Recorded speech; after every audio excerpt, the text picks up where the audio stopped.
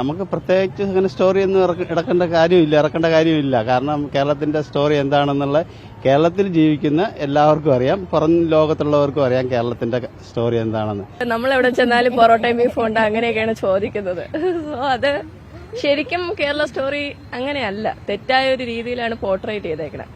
അതായത് പെൺകുട്ടികൾ രണ്ട് സൈഡ് എപ്പോഴും പിന്നി, ഇവിടെ ഒരു മുല്ലപ്പൂ വെച്ച അങ്ങനെയൊന്നും അല്ല, എപ്പോഴും തെറ്റായിട്ടുള്ള ഒരു രീതിയാണെന്ന് എനിക്ക് തോന്നിയിട്ടുണ്ട്. ഇപ്പൊ നമ്മളൊരു പാത്രത്തിൽ നിന്ന് ചോറ് കഴിച്ചും സന്തോഷത്തോടു കൂടിയാണ് ജീവിക്കുന്നത്. അത് എങ്ങനെ ഇല്ലാണ്ടാക്കാന്നാണ് ബാക്കിയുള്ള അടുത്ത് കാണിക്കാൻ പോകുന്നത്. കേരളത്തെ അപമാനിക്കുക എന്നൊരു ഒറ്റ ഉദ്ദേശം മാത്രമേ അതിനുള്ളൂ. കേരളത്തിൽ ജനിക്കുന്ന എല്ലാവർക്കും അറിയാം ഇവിടെ എങ്ങനെയാണ് ജീവിക്കുന്നത്. ഇനി എന്ത് പറഞ്ഞാലും ബീഫ് പങ്കുവയ്ക്കാൻ ഞാൻ പോകുന്നില്ല. ബീഫ് കഴിക്കുന്ന ഏതൊരു മനുഷ്യന്റെ അടുത്തും പോയി നിങ്ങൾ ഇരുന്നാൽ അവൻ ചത്താലും പൊറോട്ട പങ്കുവയ്ക്കും, പക്ഷെ ബീഫ് പങ്കുവയ്ക്കില്ല. അത് സ്വപ്നം കാണുകയും വേണ്ട ഹിന്ദിക്കാര്.